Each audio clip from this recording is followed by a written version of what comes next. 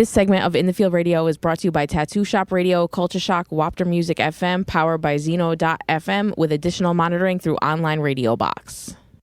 All right, welcome back to In the Field Radio. It's me, the Lady D, and I'm here with Chisom. Yes, indeed. Did I say that right? It's very close, very close. It's Chisom. Chisom. Oh, I like that. I appreciate that. Thank you. Now it sounds like a vibe and less like a shape. Like Chisom sounds like a shape. Whenever I think of Chisom, I always think of the politician from like the 70s, Shirley Chisholm. I don't know. Yeah. The picture from Wikipedia always just pops in my head whenever someone says that. I'm like, nah, it's spelled differently, totally different thing, but yeah. And now, so I see like the period at the end. Like, do we have to make sure that we say Chisom period? Now, the period is, I would say it's optional, Okay. Because honestly, how realistic is it to always include the period, but I included the period originally because my name actually is a sentence, or it has a meaning. It means God follows me in its original language. So I decided, why not just put the period? Because one, makes it look a little bit more distinct, may draw people in a little bit more. But also, kind of points to the fact that it is more than just one word in its original meaning. Yeah, there was some thought behind it. But, it was actually during a time, I think, where like having, a period, behind song titles and names was kind of like a thing. It was kind of cool. It kind of stuck. Okay. So for people who might not know, who is Chisom? So Chisom is... He is a multifaceted artist.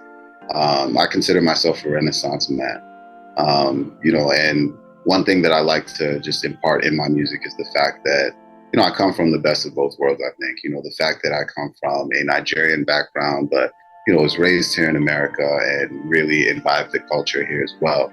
I'm someone who likes to, to really represent that in an authentic way. So I think my message is all about being true to yourself, living your best life, but, not giving in to the stresses, of Western society as well. If that makes sense, So I'm a vibe, I'm a good time, but, I also have a message and something to say. Do you ever feel like a disconnect? Like, do you go home? Do you go to Nigeria? It's been a long time since I went back. I have gone back, but yeah, it's been a minute. And I guess were you asking, do I feel a disconnect from the culture? For that reason? Either that or like with people that maybe you're in contact with that like are still there. There are some times where you feel a little bit of that, just naturally because you're a little far removed from some of the issues going on back home. And I definitely can't say back home is perfect. There's a lot going on there, and things could be a lot better. But all in all, for the most part, I feel like they've done nothing but show love. Here and there, you may have an interaction. It's like, oh man, you ain't got to be like that, But for the most part, I've felt nothing but support and love from back home. I still have a lot of family back there. So, especially in the East. So shout out to them. Yeah. That's cool. I think, one other thing that I want to, point out is that back in Nigeria as well, especially in Lagos and like the big cities and, with the art scene and the creative scene, they're definitely drawing a lot of inspiration from over here as well. So I feel like a lot of them are kind of like, they're fascinated with the culture here. But, of course, they interject their own culture as well. Afro beats is different from, hip hop or any genre. I was about to say we are infatuated also because Afro beats is becoming like a cheat code. Like if you do it, it's automatic hit. Yeah, it's an exchange going on. I would never say that they're just copying a different culture, but there's an exchange. No. Yes. Just like, the reggaeton, the Spanish music. So it's like, this is what's happening now. Yep. So I guess to clarify, I'm feeling more of the exchange than I'm feeling a disconnect. That's good. That's a great question. Thank you. So how many years in the making is your music career? Wow, about 6 years in the making. So I started, I guess, kind of relatively late. I started after I graduated college, and it was kind of an accident. I'd already been producing and making beats and mixing and stuff like that. I'd started that really when I started college. And it sort of snowballed. People we're starting to pay attention to the work that I was doing with other artists. I moved to Detroit right after graduating to work with this ad agency, but also I joined this collective called the Black Opera at the time. Was working with a great artist, and in the process of getting a lot more equipment for recording and stuff like that, I started, kind of to sound testing in my apartment, and that led to me being like, I don't sound bad. Usually people sound bad to themselves, when they hear themselves on recording. But I was like, as a producer, I objectively think there's something kind of engaging in my voice, Right. So I'd always kind of like been interested in writing. I've always loved hip hop and music in general. And I've always considered myself a writer. At a time I was writing with Double XL and stuff like that. And not really to brag, just to say that I like to write. So I was just like, let's write some stuff. Let's get creative. And, luckily I had some great artists around me that, really embraced that. Sometimes you might find that, the people around you be like, oh, you're trying to do something brand new, let me handle the art stuff, but the artists around me were like, there's something there, keep going. So that also inspired me to just continue. Since then it's really been, I guess it's history since then. Have there been any other like really defining and confirming moments? Definitely. I would say some of the first, little features or, requests to go, perform a track, early on that first year, were really confirming to me. And I think also, it wasn't I wouldn't say it was a proper album, but I dropped like a mixtape around 2017, 2018. Right. And just what it got, I didn't really, there wasn't a lot of formal marketing behind it because back then, I didn't have a lot of resources or as much resources as I have now. But you had Burna Boy on it. Oh, well, like, how do you casually do that? I mean, connections, but there was no marketing, but you actually went back and listened to that project. Yeah. Well, I was going to ask you about the producer thing too, because I was like, hey, this is a beat tape. Like, this is literally a beat tape. So you're talking about Sangoma, the beat tape? Yes. Yep. Something I did early on, like in my, I guess, creative career. But it did get a lot of love, and that was confirming as well. So right, then it was worth it. Yeah, definitely. What are some other things that you learned or started doing that really took your career forward in terms of music, maybe things you learned or did, and in terms of like your business, how you do things? Mm-hmm. I would say in general, just getting hands-on in every part of every project. Not to say that you do every single part of every project, because that's crazy, but if you're working with a cinematographer, you're working with any kind of creative, a stylist, just learn as much as possible and really just be a sponge, because it will help you with subsequent projects. And that's something that I found has really helped me in my brand. Just the fact that I feel that I'm a whole creative, not just, the person behind the mic. I feel like I can really put together great creative projects. So, if I would give any advice for myself, I guess as the Renaissance man, I would say, learn as much as possible. Still have your own lane, but don't be afraid to branch out and try different things. So about that, do you have any other passions? Man, sports is one passion that I have that, I'm sure not everybody knows that about me. So I love sports. I'm not good at every single one, but I definitely love to play, and I'm very competitive. I would say reading, that's something that a lot of people might not know, but I'm a history buff. I love looking at, just looking back at past events, reading up on just, historical. So Renaissance man, that means something. Like, you can really define that. Oh yeah. I would say that, a Renaissance man actually means something to me. A lot of people throw that around. Yeah, a lot of people throw it around, but to me, it actually means, having a genuine passion for knowledge in different areas, right? And it's not like you know everything about everything, but, I find that it's hard to not become more interested. Once I think something is interesting, I have to learn more about it. And sometimes I feel like it's a gift and a curse, because it can feel like it's distracting, but you know, I really like to learn. So I guess that's what leads into the reading.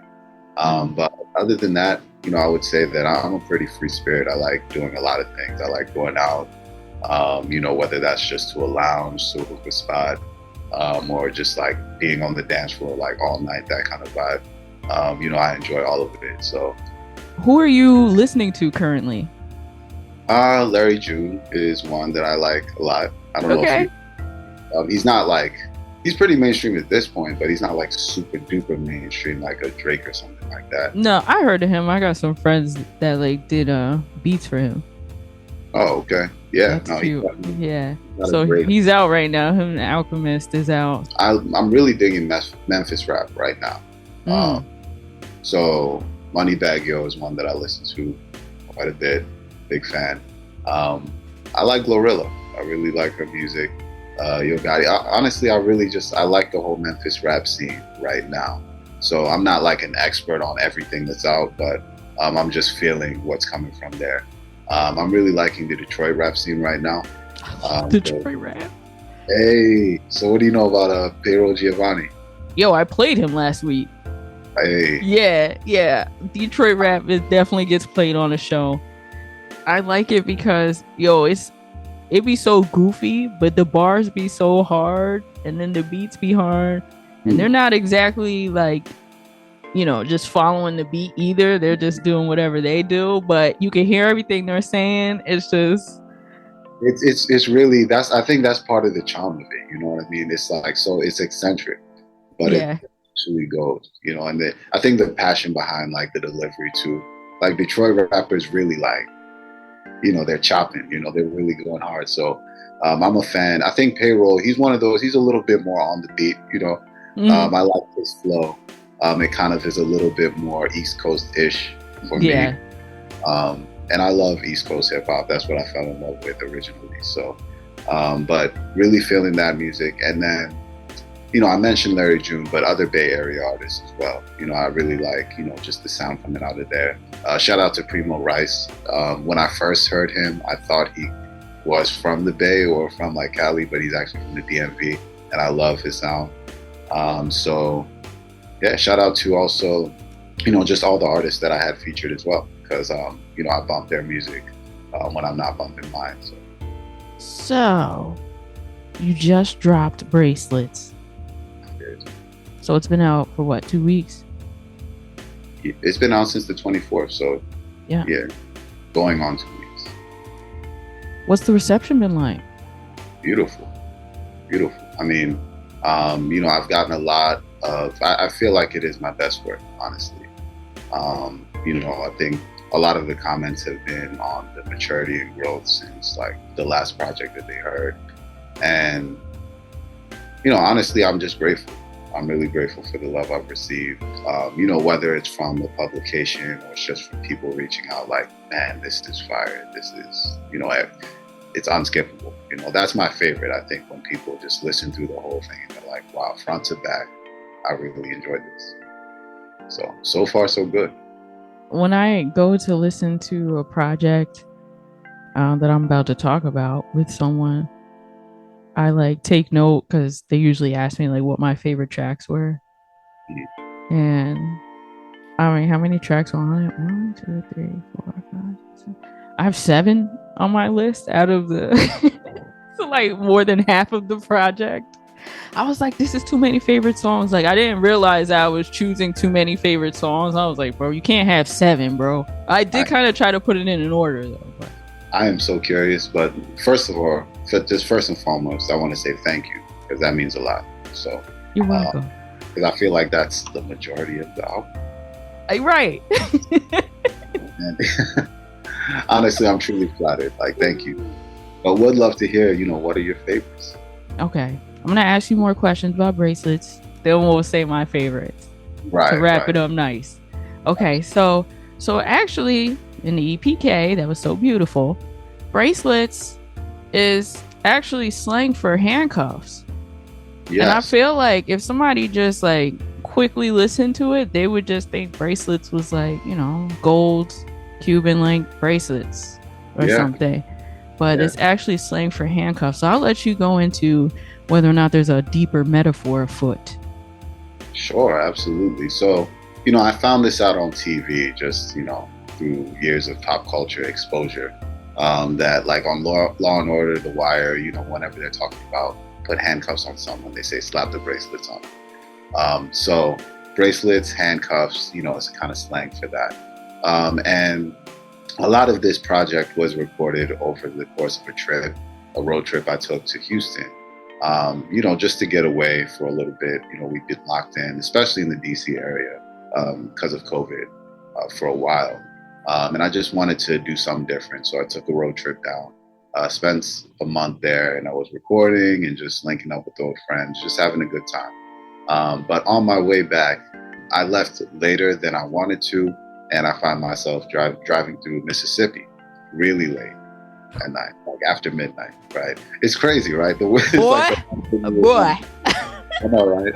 The last thing you would want to do, but it just so happened because I had left later than I wanted to, right? I found myself there because I was going to stop in Atlanta before then going back to DC, right? So, you know, I'm driving through Mississippi. I'm not driving any kind of crazy way, you know, but I get pulled over by some cops, and it's not just like a little cop car, it's a big SUV with like a dog in it, right? And they come over, like they got a backup car and everything. So it's multiple cops. They stop me. They tell me to get out immediately, get out of the car. And they're not being straightforward about why. They start grilling me. I get a little frustrated. They cuff me up. They put me in the car. They throw everything out of my car and start searching it. They got the dog. They literally threatened to like injure me with the dog, like for no reason. And, you know, after they find nothing, they just like say nothing, uncuff me and like tell me to go. And that's it. And, you know, I was just pissed off, very pissed off. It was a very embarrassing situation. I mean, no one could really, nobody that I knew was there to see it, but it just felt dehumanizing. Like you feel embarrassed. Yeah. Very dehumanizing. And, you know, I think it just got the wheels turning. Just thinking about a lot of the theme of my music lately being about freedom. You know, whether it's from like society's expectations or from, you know, just the whole hustle and bustle of trying to make it, you know, for the American dream. And even I had a song called, you know, Within. It's on the album, that talks about having golden handcuffs on me, right? You know, in reference to just wanting to maintain a certain lifestyle kind of thing. But it just seemed to all make sense, like, you know, as I drove away from that situation, right? Not immediately, because I was still heated, but after a while, it was just like, man, what if that like happened for a reason? I don't know, but you know, that really it inspired the album title, like from there. You know, I didn't have an album title before, and then after that, I was just like, yeah, it's just supposed to be bracelets, handcuffs. I literally just got cuffed up for no reason. Literally, I've been talking about golden handcuffs in my music. I've been having conversations with people about golden handcuffs. It just, you know, it was supposed to happen. And then it happened. Oh my goodness. But that, it just became clear that I had to call my album that, you know, just circumstances. That's terrible and outstanding at the same time. It's like, ooh, that's cool. And ooh, that's awful. I appreciate it. I really do. And, you know, that it's all about, you know, if you become bitter and then, you know, let it have a negative effect on you, I definitely understand it, but let me take this experience and like put a spin on it that's positive. Yeah. I hope I can be like that more. Listen, I hope I can be like that more. How long did it take you to record the album? To record the entire album, you know, there are a couple tracks on there that were recorded maybe like, you know, last year. Yeah, like lately. Yeah, the bulk of the tracks happened over the course of, I would say, really from August until maybe a month or two before it came out, was when most of the tracks were recorded. So it happened pretty fast. You know, and before then I hadn't really released stuff. So I think it was just the fact that I've been living life, you know, writing, you know, not really releasing a lot, but just having a lot of music and ideas built up. So the writing process and like the recording process, you know, kind of happened pretty fast. Because it was built up. Yeah. Built up. All right, here's my list. At the top of the list, Jack Fire. Then we got Lately. Then we got Within.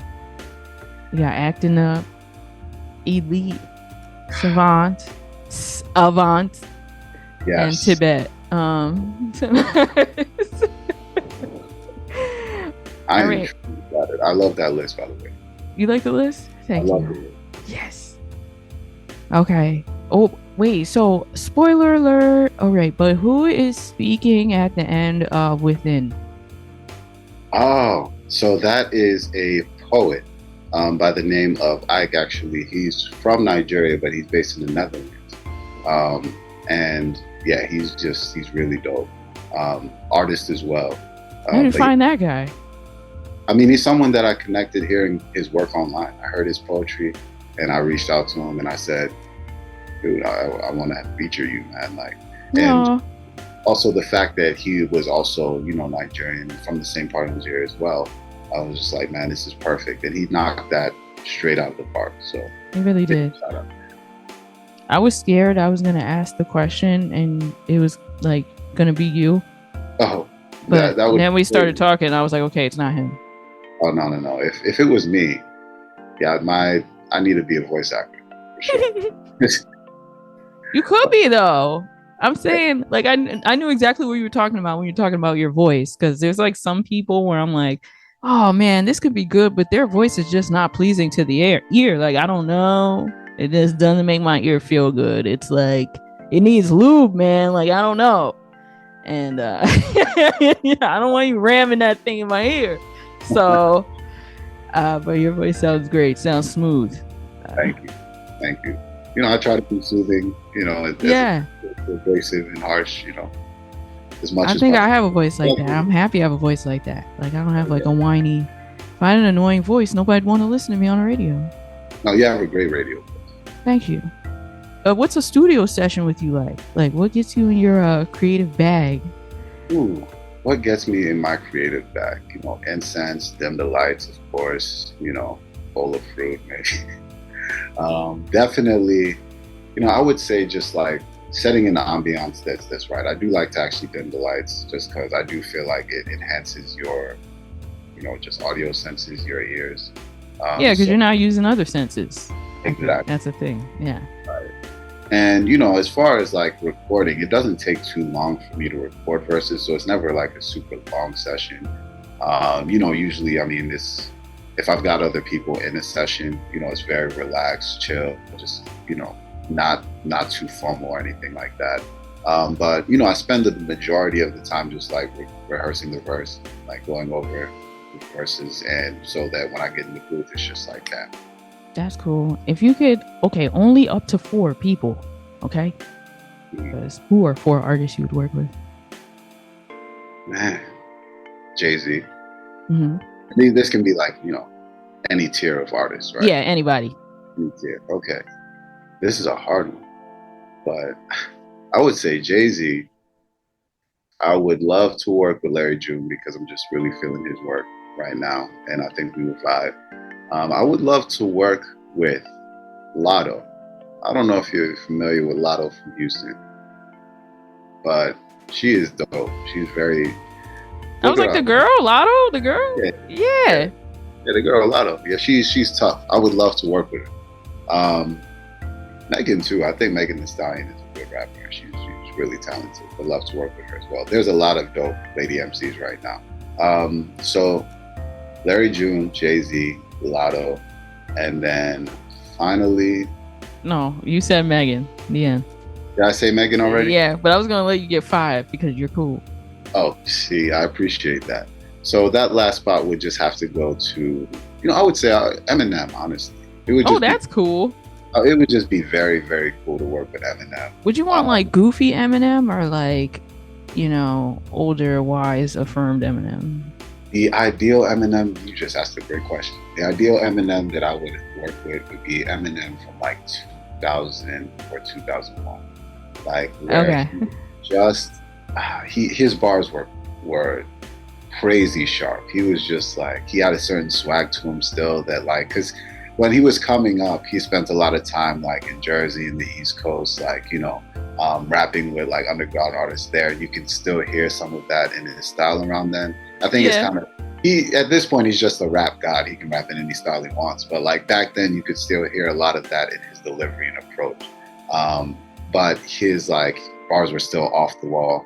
But he could also turn on the serious Eminem at the same time. So I would say the Marshall Mathers LP Eminem is the one that I would work with for sure. And I'm really fascinated by him. I think he's just a rapping genius. Like, I'm not going to sit here and say he wouldn't destroy me on every verse, but like, just how does your mind work with words like that? Right. Yeah. Like, I feel like that about like people who paint and draw and stuff. I'm like, how does your mind go like that? Exactly. Yeah. It's just like, just watching someone do something like, that's just extraordinary, and there are other artists that bring different things to the game. Jay-Z with his double entendres and just his wisdom, Nas with just like being such a street poet that he is. You have artists whose voice brings something different to the game, like, like Biggie, for instance, right? Yeah, like yours. Like their flow. But his ability to like twist words and just like, rap in any different style is pretty amazing. So shout out to him. Okay, only up to 4. What about if you could work with any producers? Any producers? Okay. Would love to work with Cardo. Cardo, he was the guy who did a lot of Cushion Orange Juice with Wiz Khalifa. He does a lot of the Bay Area stuff too. And he actually does a lot of, he works heavy with Detroit artists like Payroll. So love his sound. It's really vibey. Would love to work with DJ Premier just off the strength. I think that he's one of the greatest producers who ever lived. And I would just love to talk with him after we record, just to like, it would just be like a history lesson, honestly. So DJ Premier, I would say it would be really cool to work with The Alchemist. I think The Alchemist is very tough. And I just feel like he has a unique approach to the way he makes beats. And I would love to just be there for it. He just seems like a cool person to record with, like just judging by the work he's done with, like, just various artists, Larry June, Action Bronson, so he's one. Finally, Dr. Dre, just because, who wouldn't want to work with Dr. Dre? Right. And DJ Quick, too, because I love West Coast rap. And I think that DJ Quick is one of those people who is an unsung hero of West Coast hip hop. And his sound is very definitive. He's produced a lot of stuff that people aren't aware that he produced. And I feel like he's contributed a lot to like just the G-Funk sound. So just love DJ Quick. Shout out to him if you ever hear this. I think that was 4 though. I don't think I want to. Nope, 5, both of them. It's okay. It's allowed. I'll allow it. So what's coming up next for you? So I don't have my next performances or tour lined up as of yet. So that's what we're kind of lining up right now. But, some of the next things that I want to do, definitely music videos for some of the work that is on the album. There's a couple that I have in mind already.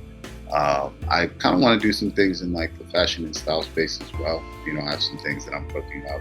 Not that I'm like a whole designer, but definitely. But you could definitely collab with people and stuff. Oh, yeah. Or, you got to do merch. So, you do get to be a designer. Like, you have to do that. Yeah. Well, I do have merch. Absolutely. And I do work with designers. So I've been cooking up some stuff, on the low that I'm looking forward to putting out there.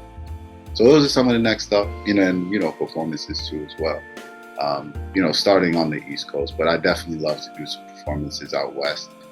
Just because I do feel, there's a part of my sound that's kind of inspired just by the vibe out there. And, trips I've taken out there really tell. I haven't performed, in LA or Cali yet. So that's on the list. That's cool that you like East Coast and West Coast. Like, there's, I don't know, you got to be a certain type of West Coast for me to dig it. Like, I dig a few people, but like if you put like a playlist of all of them on there, I would be like, if you don't turn this off. What qualities do you have to have? So like violence. Yeah, like you like something a little bit more aggressive. Yeah, I don't know why. And like that, they have that like goofy like E40 voice kind of. So Yeah, and like that vibe I mess with. And I think that I love the two different coasts for different reasons. Like I think the East Coast, really just the approach to rapping itself is what I've always loved. I've loved the production as well. Like if you're talking about just traditionally, like what East Coast hip hop sounds like, just the approach to rapping, I think, is more intricate. It's a little bit more like, refined. Refined, exactly. You want your rap style and bars to be a certain way, especially during a certain time frame. I would say between like 94 and 98, or like 2000. I would say early 2000s. Your rap style had to be a certain kind of sharp. You had to be on point. I used to like write raps, and I was like, I'm gonna be a rapper, but when I just could not like freestyle, like I was like, the dream was done for me, because I was like, there's no way that you could be a rapper and not be able to freestyle or on command. So I just, canceled myself out of that, Wow. Yeah, I wish you had it, because you do have a great voice. I would love to hear what you sound like on the record. You just might. You might have to do that. That's cool. Stay tuned, everyone. Right. All right. So last question. Since we are a female-fronted radio show, we ask every single guest, is there a woman who has had a great impact on your life? My mother, of course. How can I not shout her out? If I shout anybody else out, that's just wrong. But honestly, my mother is like an amazing person, great influence on my life. And I would say that, the biggest influence has been on my approach to dealing with people and situations. She has like a certain grace to her that's like uncanny. Like I feel like, even if people step out of line, she doesn't allow herself to be disrespected, but she also doesn't allow herself to step out of who she is. You know what I mean? And that's something that I always, try to take with me. I just think, man, would my mother be proud of that reaction? And I think that's a beautiful thing. That's awesome. So shout out to my mom, beautiful person. Shout out to my father too, because I love him. But we're talking about the women. Women. Yes. And dad. All right. Well, tell the people where they can find you, like your socials. Yes, indeed. Y'all can find me on Instagram, African Chisom. I do not have Twitter, y'all. I'm gonna have to put that out there. I do not have Twitter. I just don't tweet like that. But you can see me on Facebook as well. Also, African Chisom, AfricanChisom.com. And yeah, that's where you can find me online. Stream bracelets everywhere you stream music. It's on there. Spotify, Apple Music, Tidal, the works, all of it. All that stuff. Yeah. Their website? Earmilk.com. Shout out to them. Earmilk? Mm-hmm. Earmilk? Yeah. Are you familiar with them? No. Why is there milk in people's ears? It's a publication. Earmilk? Yeah. You can gotta check this out. What's on there? It's music and culture and lifestyle. All right, check out Earmilk too. Yeah, I'm about to check them out too. So I'm doing it. Y'all better do it too. Chisom. God follows me. Chisom. Thank you for sitting with me. It was a pleasure. Thank you for having me on here. And honestly, thank you for a really engaging interview as well. I thought the questions were really thoughtful. And just enjoyed this. It was a vibe. Oh, I'm glad you did. Thank you so much.